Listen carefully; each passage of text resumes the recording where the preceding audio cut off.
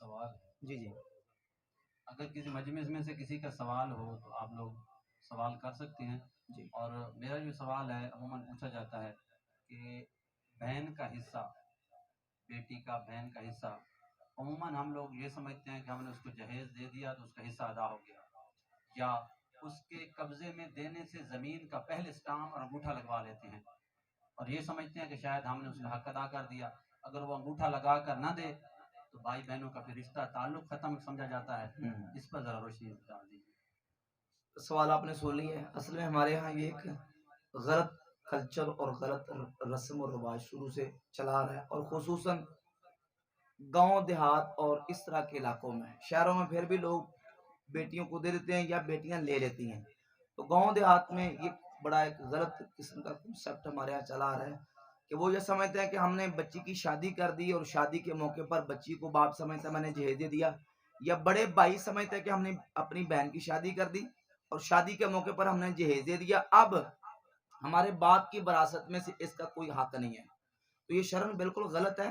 باپ اپنی زندگی میں اپنی بیٹی کو جہیز کے طور پر چاہے کتنے لاکھ بھی دے دے، یا بڑے بھائی اپنی بہن کی شادی کرتے وقت اپنی بہن کو لاکھوں کا جہیز بھی کیوں نہ دے دیں، تب بھی وہ ان کی طرف سے وہ جہیز بطور تبرع اور احسان کے، بطور گفٹ ہے، بطور ہدیہ، بطور تحفہ ہے، وہ وراثت کا حصہ نہیں ہے۔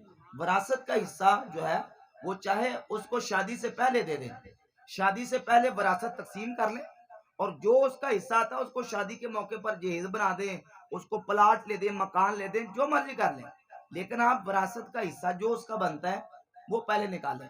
فرض کریں مثلا اس کا وراثت کا حصہ 1 لاکھ روپے بنتا ہے، تو بھائی وہ 1 لاکھ ڈال کے 2 لاکھ اور ڈال کے 3-4 لاکھ کی اس کی شادی کرتے ہیں، وہ اپنی جگہ پہ۔ اور یہ بھی ہو سکتا ہے کہ بھائی 2 لاکھ روپیہ 3 لگا رہے ہیں اور اس کا بنتا ہے 15-20 لاکھ روپیہ باپ کی وراثت میں سے۔ تو وراثت جو ہے یہ شریعت کا حکم ہے کہ آپ نے اس کو دینی ہے۔ اگر باپ ہے تو اس کے فوت ہونے کے بعد اس کی بیٹی کو، بیٹوں کو جو وراثت اس کا تقسیم ہوتی ہے اس طریقے سے وہ تقسیم ہوگی۔ یہ جو جہیز کے چکر میں وراثت کے اوپر غاصبانہ قبضہ کر لیتے ہیں بیٹیوں کے، بہنوں کے، یہ بالکل ہرگز شرم درست نہیں ہے۔ اور ایک یہ بھی ہے کہ بعض کا ان کو نفسیاتی اور ذہنی طور پر دباؤ ڈال دیا جاتا ہے بہنوں بیٹیوں کے ذہن پر، اور ان کو وراثت تقسیم کیے بغیر ہی اس کو کہہ دیتے ہیں ٹھیک ہے جی، وہ کہتی ہے جی ٹھیک ہے میں نے اپنے بھائیوں کو دے دیا، بھائی کہتے ہیں ہم نے رکھ لیا، وہ بہن کو راضی کر لیتے ہیں تو وہ اس طرح وہ بھائیوں کو معاف کر دیتی ہے۔ تو اس طریقے سے بھی معاف کروانا درست نہیں ہے، بلکہ مثلا فرض کریں کہ باپ نے چھوڑا ہے 4 لاکھ روپیہ، اور ایک بھائی اور 2 بہنیں ہیں، یعنی اس کی مرنے والے کی 2 بیٹیاں اور ایک بیٹا ہے، تو اب کیا تقسیم ہوگی؟ اب تقسیم اس طریقے سے ہوگی کہ بیٹے کو 2 لاکھ روپیہ ملے گا اور دونوں بیٹیوں کو 1 لاکھ روپیہ۔ طریقہ کار یہ ہے کہ باپ کے مرنے کے بعد بھائی اپنی بہنوں کو 1 لاکھ روپیہ دے دے، وہ اپنے قبضے میں لے لے، اور قبضے میں لینے کے بعد وہ کہیں کہ ٹھیک ہے بھائی ہم نے لے لیا اپنا حصہ، اور یہ حصہ ہم تمہیں بطور ہدیہ یا تحفہ کے طور پر، گفٹ کے طور پر دیتی ہیں۔ تو آپ یہ رکھ سکتا ہے دیے بغیر زبانی کلامی، وہ کہے کہ ٹھیک ہے جی میں نے بہن کو راضی کر لیا، بہن نے کہا ٹھیک ہے تو ساڑھا رکھ لا، یہ اس طرح شرم درست نہیں ہے، بلکہ جو شریعت کا حکم ہے، شریعت کے حکم کے مطابق پہلے وراثت کو جو شریعت کے احکامات اس کے مطابق اصحاب فرائض کو، پھر اسبات کو اس طریقے سے تقسیم کر کے تو بہنوں کو بیٹیوں کو حصہ دیا جائے، اور اگر کوئی زبردستی بہنوں بیٹیوں کا حصہ دبا کے بیٹھ جاتا ہے تو وہ گناہگار ہے، اور کل قیامت والے دن وہ دیندار ہوگا۔ اور کسی دوست نے کو مسئلہ پوچھنا تو چلے، مجلس جو علم کی مجلس ہے، فائدہ ہو جائے گا۔ اسی طرح ایک پرچی آئی ہے، اس میں یہ لکھا تھا کہ بد مذہب کے ہاتھ کا ذبیحہ کھانا، اس کے جنازے میں شرکت کرنا، یہ کیسا ہے؟ بد مذہب اگر اس کے عقائد حد کفر تک پہنچے ہوئے ہیں، جس طرح کہ روافض جو صحابہ اکرام کو گالیاں نکالتے ہیں اور امہات المومنین کو نعوذ باللہ گالیاں نکال کے ان کو نعوذ باللہ کافرہ کہتے ہیں علیہ باللہ تعالیٰ، ایسے رافضی بد مذہبوں کا نہ تو ہاتھ کا ذبیہ حلال ہے، ان کا ذبیہ بھی مردار ہے، اور ان کے ساتھ اپنا جو ہے وہ اس طرح کا نماز جنازہ وغیرہ پڑھنا بھی ان کا جائز نہیں ہے، بالکل حرام حرام حرام اور گناہ ہے جو ایسا بد مذہب ہے۔ اور عموماً جو روافض ہمارے ہاں پائے جاتے ہیں یا دیگر اس طرح کے گستاخ عقیدہ رکھنے والے، ان کے اس طرح کے کفری عقائد ہوتے ہیں۔ اہل سنت کے ساتھ اپنا تعلق رکھا جائے اور اہل سنت کے عقیدے پر اپنا جو ہے نا وہ معاملہ چلایا جائے۔ ہاں جی،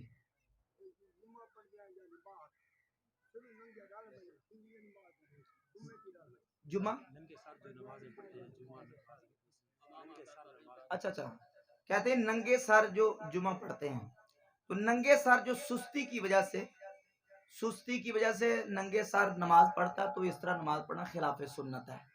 حکم ہے کہ خذوا زینتکم عند کل مسجد، ہر نماز کے موقع پر اپنی زینت کو اختیار کرو۔ تو یہ ہمارا لباس جو ہے اللہ تعالیٰ نے زینت رکھا ہے، تو امامہ شریف باندھیں یا نماز کے وقت اپنے سر پر ٹوپی رکھیں۔ اور امامہ شریف کے تو باقاعدہ حدیث میں بڑے فضائل موجود ہیں۔ ایک حدیث میں آتا ہے ان اللہ ملائکتہ یصلون علی اصحاب الامام یوم الجمعہ، جو جمعے کے دن پگ بننے گا نا، پگ امامہ پگڑی باندھے گا، تو جمعے والے دن پگڑی باندھنے والے پر اللہ اور اس کے فرشتے درود بھیجتے ہیں۔ کتنی فضیلت ہے۔ اور 2 رکعت نماز جو امامہ شریف باندھ کے پڑھے گا تو اللہ تعالیٰ اسے 70 رکعتوں کا ثواب عطا فرمائے گا، ٹھیک ہے۔ اور جو بندہ 2 رکعت ایک نماز پڑھتا ہے امامہ شریف پہن کے، تو بعض حدیث میں آتا ہے کہ اسے اللہ 10,000 نیکیاں عطا فرماتا ہے۔ تو ان نیکی والے عمل کرنے چاہیے، نماز جو ہے نا وہ کم از کم سر ڈھانپ کے امامہ یا ٹوپی کے ساتھ پڑھنی چاہیے۔ اگلا سوال یہ ہے کہ عموماً آج کل جو رواج چل پڑا ہے کہ بغیر داڑھی کے لوگ اسٹیج پر یا مسند پر بیٹھ کر تقاریر کا سلسلہ، نعتیں پڑھنا، اس طرح کا ایک سلسلہ ہے، اور یہ کہہ دینا کہ داڑھی دل میں ہونی چاہیے، اور ساتھ ہی اس طرح کے باطل دلائل دینا۔ کیا صحابہ کرام علیہ رضوان کی داڑیاں دل میں تھیں یا باہر تھیں؟ دیکھیں جی، اس طرح کی ہر جو بندہ ہے نا، اس نے اپنے پاس کوئی نہ کوئی ٹکسلا رکھا ہوتا ہے، ٹکسلے مار کے لوگ اپنا مسئلہ جو نا اس کو سیدھا کرنے کی کوشش کرتے ہیں۔ شریعت طیبہ کے اصول اور ضوابط ہیں، شرائط ہیں، انہی اصول و ضوابط اور شرائط کے مطابق ہمیں دیکھنا چاہیے۔ شریعت نے جو منصب رکھے ہیں، ان منصب کے لیے شریعت نے شرائط رکھی ہیں کہ اس شرط کا، اس لیول کا بندہ ہوگا تو اس کو منصب پہ کھڑا کریں گے۔ سوکھی سی مثال دیتا ہوں آپ کو، مثلا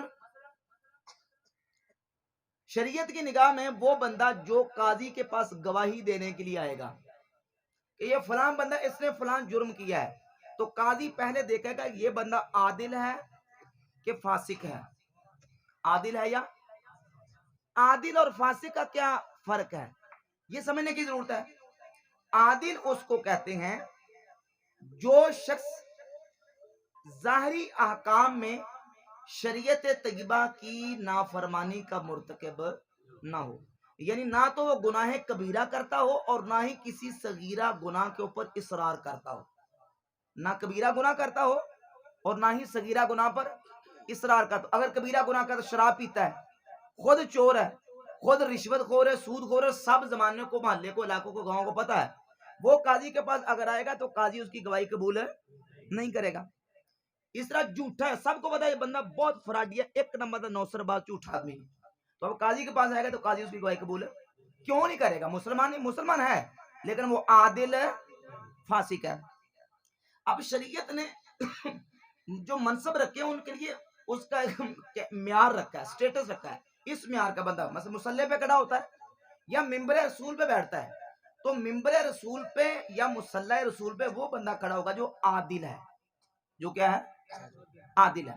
اب وہ بندہ جو داڑھی منڈوانے والا ہے، یہ سارے مسلمان جانتے ہیں کہ داڑھی ہمارے نبی علیہ الصلوۃ والسلام کی مبارک سنت ہے، اور یہ وہ سنت ہے کہ یہ سنت متوارثہ اور سنت ہدا ہے، اور نبی علیہ الصلوۃ والسلام نے اس کے کرنے کا حکم دیا۔ قص شوارب بواب الوا، فرمایا داڑیاں بڑھاؤ اور مونچھوں کو پست کراؤ اور مشرکوں جیسی شکل نہ بناؤ، مجوسیوں جیسی شکل نہ بناؤ۔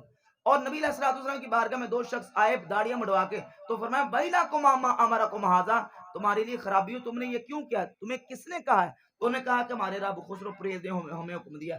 تو حضور نے فرمایا مجھے میرا رب داڑیاں بڑھانے کا اور مونچھیں پست کروانے کا حکم دیتا ہے. تو نبی علیہ الصلوۃ والسلام نے سختی کے ساتھ اس پر عمل کرنے کا حکم دیا. اگر کوئی بندہ اب اس پر عمل نہیں کرتا اور وہ داڑھی منڈواتا تو وہ گناہ گار ہے. وہ کیا ہے؟ بولے کیا ہے؟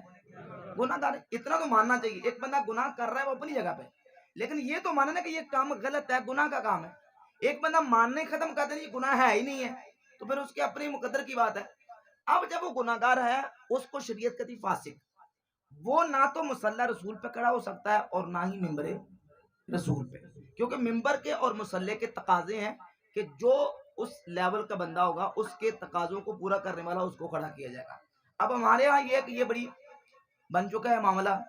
پہلے تو نعت خانوں تک تھا، اب یہ ہے کہ بعض جگہوں پہ نعوذ باللہ کئی ایسے بندے ہمارے لاہور میں، ایک فلمی ایکٹر ہے، فلمی ایکٹر فلموں میں کام کرتا ہے تو لوگ صرف اس کو اس لیے بلا لیتے ہیں کہ اس کا اشتہار پہ نام لکھ دو تو لوگ زیادہ اکٹھے ہو جاتے ہیں. دیکھیں یہ اس پہ کو اللہ کی رضا مطلوب ہے، کوئی اخلاص ہے کو نظر آتا. صرف اس کو اس لیے ممبر رسول میں بٹھا دیا. جاہل آدمی ہے، بالکل ان پڑھ جاہل ہے، اسے قرآن پاک سے ہی پڑھنا نہیں آتا اور مطلب کہ اعلانیہ فاض کو فاضر فلموں میں کام کرنے والا یاش قسم کا فواش قسم کا آدمی ہے. اس کو ممبر پہ لا کے بٹھاتے ہیں اور اس سے تقریر کرواتے ہیں اور اس کے ساتھ علامہ کا لفظ لے کے اشتہاروں پہ شائع کرتے ہیں تاکہ لوگ اکٹھے ہو جائیں.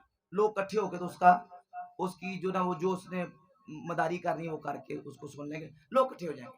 تو یہ بالکل اخلاص سے دور ہٹ کے چیزیں ہیں.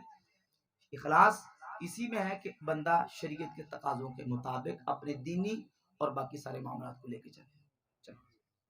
باقی سوال یہ ہے کہ عموماً گیم جیسے نیٹ وغیرہ یا کرکٹ، اس میں پوچھتے ہیں نوجوان احباب کہ جب تک کوئی پیسے یا جوا نہ لگایا جائے گیم کا سیریس پن باقی نہیں رہتا، اور ہم تھوڑا بہت لگا لیتے ہیں اور بعد میں بوتل مل بیٹھ کے پی لیتے ہیں، کولڈ ڈرنک وغیرہ. تو اس کا کہاں تک حکم ہے؟ نہیں جی یہ حرام ہے. جوا جو وہ حرام ہے، چاہے مل بیٹھ کے پارٹی کرنے کے لیے ہو، مل بیٹھ کے بوتل پینے کے لیے ہو، چائے پانے کے لیے ہو. جوا کھیلنا حرام ہے، چاہے تھوڑا ہو چاہے زیادہ ہو. حرام حرام ہے، چھوٹا ہو یا بڑا ہو، اس طرح کرنا جائز نہیں. اذان کا ہو جانا، اس کے بعد گیم میں لگے رہنا، سیٹیاں بجاتے رہنا، یہ کیسا ہے؟ ایک طرف اذان ہو رہی ہے دوسری طرف گیم جاری جب ہے. اذان ہو جائے، جو بندہ مقیم ہے اور معذور بھی نہیں ہے، اذان ہونے کے بعد اذان کا جواب دینا واجب ہے. اذان کا جواب دینا. اب جواب کا کیا مطلب ہے؟ جواب کی دو صورتیں، ایک کو کہتے ہیں اجابت بالقدم اور ایک ہے اجابت باللسان. اجابت بالقدم کا مطلب یہ کہ اذان ہو گئی تو اپنی جامعہ جو مسجد جہاں جماعت ہوتی ہے مسنونہ جماعت، وہاں جا کے قدموں کے ساتھ چل کے جماعت کے ساتھ جا کے نماز پڑھنا یہ واجب ہے. یہ ہے اجابت بالقدم، یعنی اذان کا جواب دینا قدم کے ساتھ چل کے. اور اجابت باللسان یعنی جیسے مؤذن اذان دے رہا اللہ اکبر اللہ اکبر تو زبان کے ساتھ اجابت باللسان یعنی زبان کے ساتھ جواب دے اللہ اکبر اللہ اکبر. وہ کہے اشہد ان لا الہ الا اللہ تو یہ بھی کہے اشہد ان لا الہ الا اللہ. ایک ایک کلمے پر لاکھوں نیکیاں جو ہے نا وہ حدیث میں ملنے کی بشارت موجود ہے. تو اب جب اذان ہو گئی ہے تو اذان کے بعد تو واجب ہے کہ فوراً باقی کام چھوڑ کے نماز کی طرف جو ہے نا وہ رجوع کرے اور مسجد میں جائے. تو باقی فضول بیٹھنے کی بھی اجازت نہیں، چاہے جا کے وہ گیمیں کھیلتا پھرے اور چاہے جائے کہ وہ اس طرح کی کام کرے، یہ جائز نہیں ہے. حدیث میں آتا ہے، جامع ترمذی میں حدیث ہے کہ کل اللہ مسلم حرام، مسلمان کا ہر کھیل حرام ہے. یہ حدیث سنا رہا ہوں، مسلمان کا ہر کھیل حرام ہے الا ثلاثہ، اور بعد میں یہ کہ الا اربع، سوائے تین کے یا سوائے چار کے. سوائے تین کے مثلا مسلمان جو ہے وہ گھوڑا سواری کھیلے، تیر اندازی کرے، اور شوہر بیوی کے ساتھ اپنا جو ہے نا وہ مطلب کہ اس کا دل بہلانے کے لیے وہ کر سکتا ہے. اور ایک حدیث میں تیراکی کا بھی ہے، یعنی پانی میں تیرنے کے والے سے کہ پانی میں تیرنا سیکھے. اب یہ جو باقی تین کھیلے ہیں ان کو کھیلنے کی اجازت شریعت نے دی ہے. یہ کھیلیں بھی انسان کے لیے فائدے کا باعث ہے. گھوڑ سواری سیکھے گا، تیر اندازی سیکھے گا، تیراکی سیکھے گا، یہ ساری جہاد میں کام آتی ہیں، یہ ساری لڑائی میں کام آتی ہے. انسان کی ویسے فزیکل جو طاقت ہے اس کے لیے بھی فائدہ مند ہے اور جو ہے نا وہ جہاد میں اور لڑائی میں کام آتی ہیں. لیکن ان تین کی جن کی شریعت نے اجازت دی ہے، ان تین کو بھی اگر اس انداز سے انہماک اور استغراق کے ساتھ کھیلے گا کہ گھوڑا لے کے صبح فجر کی نماز کے بعد نکلا اور مغرب کو واپس آ رہا ہے تو کیا گھوڑ سواری زیادہ ہو جائے گی؟ بولے نا. نہیں ایک بندہ صبح تیر اندازی کرنے کے لیے نکلا تیر لے کے اور صبح نکلا شام کو آتا، نہ اسے نماز کی پرواہ نہ فرائض و واجبات کی، تو کیا تیر اندازی اس طرح جائز ہے؟ جس کی شریعت نے اجازت دی ہے اگر فرائض و واجبات کو چھوڑ کر وہ بھی کیا جائے تو وہ بھی جائز ہے، نہیں ہے. تو جس کی اجازت نہیں ہے وہ کیسے جائز ہو جائے گا؟ انکم میتون و انہم میتون. اس کا مطلب یہ کہ محبوب صلی اللہ علیہ وسلم آپ پر بھی موت کا وقت آنے والا ہے. تو یقیناً ہمارا یہ عقیدہ ہے کہ اللہ رب العزت کے محبوب صلی اللہ علیہ وآلہ وسلم کی ذات اقدس پر جو موت کا وقت ہے وہ آیا، اور ایک آن کے لیے حضور پر جو اللہ رب العزت نے وعدہ تھا وہ پورا کیا، اور نبی پاک صلی اللہ علیہ وسلم کی ذات اقدس اس وقت اپنی قبر پرنوار میں زندہ اور حیات ہے. اور حضور کی حدیث ہے ان اللہ حرم علی الارض ان تاکل اجساد الانبیاء، اللہ نے زمین پر حرام کر دیا کہ وہ نبیوں کے جسموں کو کھائے. نبی اللہ حی یرزق، اللہ کے نبی خبروں میں زندہ ہوتے ہیں، ان کو رزق بھی دیا جاتا ہے. مسند یعلا میں صحیح حدیث ہے الانبیاء احیاء فی قبورہم یصلون، اللہ کے نبی اپنی قبروں میں زندہ ہوتے ہیں، نمازیں بھی پڑھتے ہیں. صحیح مسلم میں حدیث ہے حضور علیہ الصلوۃ والسلام نے معراج کی رات موسیٰ علیہ السلام کو دیکھا اور وہ قائم یصلی فی قبرہ، وہ کھڑے ہو کے قبر میں کیا کر رہے تھے. اب میں اگر کھڑا ہو کے نماز پڑھوں اور نماز میں رکوع بھی کروں سجدہ بھی کروں، نماز میں ایسا ہوتا ہے نا رکوع بھی کرتے ہیں سجدہ بھی کرتے ہیں، کھڑا ہو کے میں آپ سب کے سامنے رکوع بھی کروں سجدہ بھی کروں نماز پڑھوں تو میرے زندہ ہونے میں کوئی شک ہو سکتا ہے؟ جس کو آپ نماز پڑھتے دیکھے رکوع کرتے سجدہ کرتے اس کے زندہ ہونے میں کوئی شک نہیں ہے. تو جس کو اللہ کے محبوب نماز پڑھتے دیکھے ان کے زندہ ہونے میں کوئی شک نہیں. تو اللہ کے نبی اپنی قبروں میں زندہ ہوتے ہیں. ایک آنے واحد کے لیے جو ان کا وقت اللہ نے مقرر کیا وہ موت کا وعدہ پورا ہوتا ہے، اپنی قبور میں وہ زندہ ہے. تو زندہ ہے واللہ، تو زندہ ہے واللہ میرے چشم عالم سے چھپ جانے والا. ٹھیک ہے جی.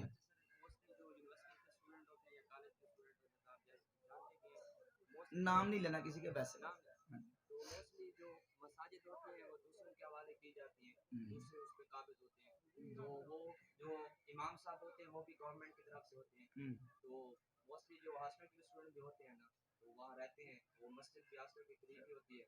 تو ہاسٹل کے اسٹوڈنٹ کو آپ کیا پیغام دینا؟ دیکھیں یہ اس طرح کی چیزیں ابتلا ہوتی ہے، آزمائش ہوتی ہے انسان کے لیے. ظاہر ہے جب بندہ دین پہ عمل کرتا ہے تو دیکھیں صحابہ کرام رضی اللہ تعالیٰ عنہ کی سیرت اور اولیاء اللہ کے حوالے زندگی دیکھیں، دین کے لیے کس قدر انسان پہ مشکلات آتی ہیں اور انہوں نے کس قدر مشکلات کو ان کا سامنا کیا ہے. تو مشکلات جو آتی ہیں بندہ ان کو پھر برداشت کرے، ان کو فیس کرنے کی کوشش کرے، اور جہاں تک ہو سکے پھر اپنا جو ہے حکمت عملی کے ساتھ. مجھے یاد ہے کہ جس وقت میں اسکول پڑھتا تھا 9th اور 10th میں، جب وہ اسکول میں تھی انہوں نے بنائی مسجد تو مشترکہ تھی لیکن وہ وہاں جو پڑھانے والا نماز تھا وہ وہابی تھا، پکا کٹر وہابی تھا. تو میں اس وقت بھی الحمدللہ نماز پیچھے نہیں پڑھتا تھا، اپنی نماز ہم پڑھتے تھے بلکہ اپنی جماعت کروا لیتے تھے. اسکول دور کی بات کر 9th میں 10th میں بھی، اور باقاعدہ ہم کرتے تھے. تو یہ ساری ابتلاءات ازمائشیں ہوتی ہیں، بندے کو برداشت کرنا چاہیے. کوئی سنی صحیح العقیدہ ہو یا خود آپ جمع ہو کے 2-4 ساتھی جماعت اپنے کروا لیں، نماز پڑھائیں. جی جی بد عقیدہ سے امداد لیتا اور اس کو اسٹیج پر بٹھا کر ملاد منانا جائز ہے؟ ہاں دیکھیں یہ سوال انہوں نے کیا ہے، کوئی اگر کافر ہے، میں تھوڑا سا اور کھول دیتا ہوں، کوئی کافر ہے مثلا ہندو سکھ عیسائی وغیرہ، وہ یہاں تک کہ مسجد کے لیے اگر امداد دیتا ہے تو علماء نے لکھا ہے کہ اس کی مسجد کے لیے امداد نہ لی جائے. اسی طرح ہمارے دینی جو تہوار اور ایام ہیں، دینی پروگرام ہیں، ان دینی پروگراموں کے لیے بھی اگر کوئی ایسا بد عقیدہ بد مذہب جو اہل سنت کے عقیدے سے ہٹ کر مخالف ہے، وہ پیسے دیتا ہے اور پھر پوری اپنی جناب وہ ساتھ مل کے کرتا ہے، نہ کریں. اپنے سنیوں سے تھوڑا کر لیں لیکن کریں اپنوں کے ساتھ. اس کا نقصان پتہ کیا ہوتا ہے؟